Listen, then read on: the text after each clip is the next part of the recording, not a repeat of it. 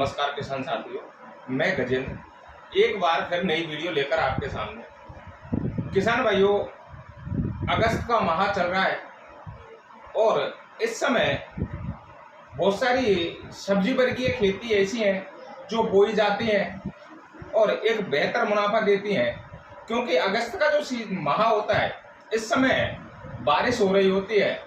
या तो सब्जियों की जो फसलें हैं उनका ढंग से जमाव नहीं हो पाता, और जो किसान भाई मेहनत करके फसलों का जमाव ढंग से कर लेते हैं, सब्जी वर्गीय खेती ढंग से करते हैं और बरसात से अपनी खेती की सुरक्षा करते हैं, उनको एक बेहतर मुनाफा मिलता है। आज हम एक ऐसी ही सब्जी, ये बहुतायत मात्रा में की जाती है और इस समय उसको बोने का बहुत ही उत्तम समय है, वो है प्याज की खेती।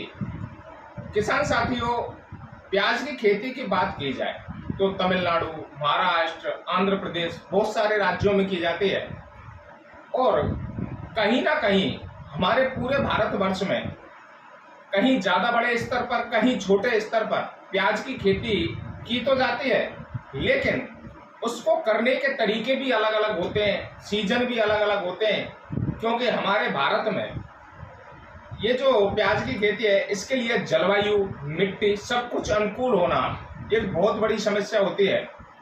तो किसान भाइयों, आज हम इस वीडियो के माध्यम से हमारे किसान साथियों को प्याज की खेती जो बरसात में बोई जाती है उसकी संपूर्ण जानकारी देंगे। किसान भाई वीडियो में अंत तक बने रहें, वीडियो को स्किप ना करें, और जिन किसान भाइयों ने हमारा YouTube channel Kanha farming subscribe नहीं किया है वो चैनल को सब्सक्राइब कर लें। किसान साथियों, हमारे राजस्थान, उत्तर प्रदेश, पंजाब, गुजरात, इन राज्यों में अगर प्याज की खेती की बात की जाए तो सबसे उत्तम जो माह है वो है अगस्त का माह, क्योंकि इस समय जो तापमान होता है वो रात का तापमान 25 डिग्री और दिन का तापमान लगभग 30 से 35 डिग्री होता है। किसान साथियों, इस समय जब हम प्याज की खेती करते हैं तो ये कम खर्चे में तैयार हो जाती है, क्योंकि बरसात का सीजन होता है तो इससे हमारा जो पानी का खर्चा है, सिंचाई का जो खर्चा है वो कम हो जाता है।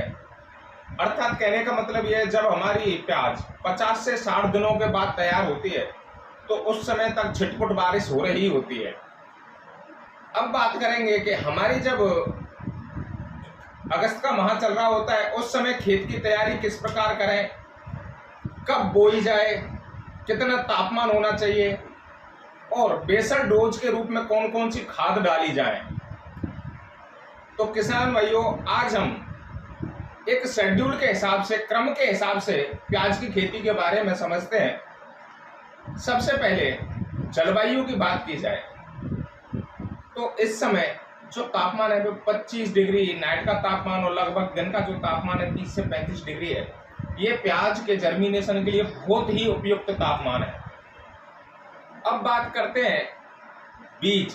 किसान भाइयों, हमारे यहाँ बहुत सारे किसान प्याज के बल्ब यानी गांठियां लगाकर भी खेती करते हैं, कुछ बीज से भी करते हैं, जो छिटकवा विधि से बीज को बोते हैं, उसके बाद जब हमारी प्याज तैयार होती है उस तरीके से भी करते हैं। और हमारे बहुत सारे किसान भाई प्याज की नर्सरी तैयार करके भी प्याज की खेती करते हैं।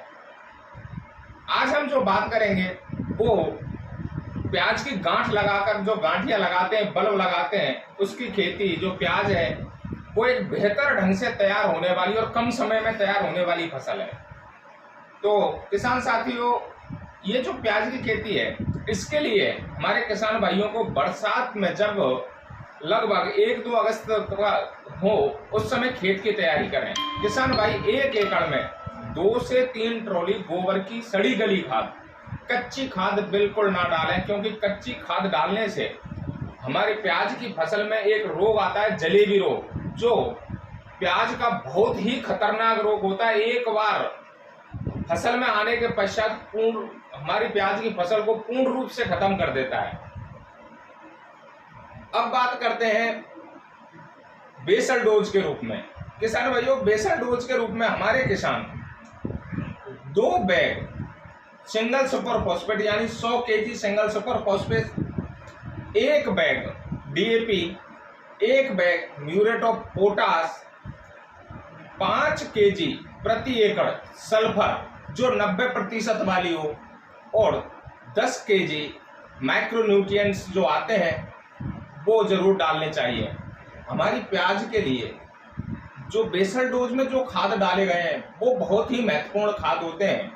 हमारे किसान भाई बेसल डोज में खाद अगर प्रॉपर ढंग से नहीं डालते हैं तो उनकी जो गुणवत्ता है और प्याज का उत्पादन है उस पर बहुत ही बुरा प्रभाव पड़ता है।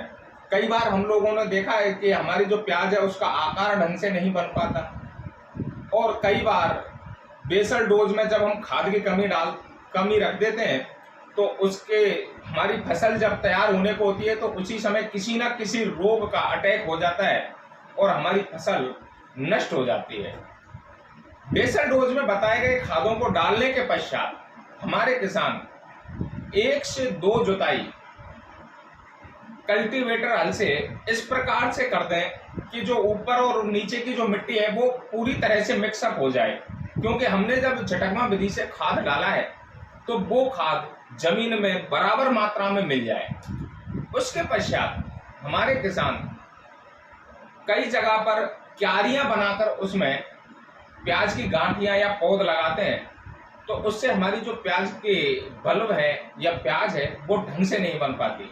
तो किसान साथियों, जब हमने खेत को अच्छी तरह से तैयार कर लिया तो उसके पश्चात बेड निकलवाकर, बेड की ऊंचाई जमीन से लगभग 1 फीट के लगभग होनी चाहिए। किसान भाई बेड निकलवाकर और प्याज के जब बल्ब की रोपाई करें तो ये जरूर ध्यान रखें कि प्याज का बल्ब ज्यादा गहराई में भी ना जाए और ज्यादा ऊपर भी ना रहे, और बुवाई के समय बल्ब से बल्ब की जो दूरी है वो 5 सेंटीमीटर रखनी चाहिए। अगर किसान गहराई में अगर प्याज को लगा देता है तो हमारा जो जर्मिनेशन है वो बहुत ही कम होता है। किसान साथी इस चीज का जरूर ध्यान रखें। उसके पश्चात जब हमारे किसान ने प्याज को लगा दिया, जर्मिनेट हो चुकी है, तो इस समय खरपतवार, क्योंकि बारिश का सीजन हो रहा होता है, जो खरपतवार है वो बहुत ज्यादा दिखाई पड़ते हैं। तो किसान के सामने खरपतवार को नियंत्रण करने की बहुत बड़ी समस्या खड़ी हो जाती है। या तो लेबर वर्ग के द्वारा खरपतवार को नियंत्रण करवाया जाए या फिर रासायनिक नियंत्रण करें। तो रासायनिक नियंत्रण करने के लिए हमारे किसान को पेंडामिथिलिन 1 लीटर प्रति एकड़ के हिसाब से स्प्रे करना है। अगर किसान बेसल डोज के साथ पेंडामिथिलिन डाल देता है तो बहुत ही कम खरपतवार जर्मिनेट हो पाते हैं, और किसान अगर जर्मिनेशन के पश्चात स्प्रे करना चाहता है तो वो भी आसानी से कर सकता है।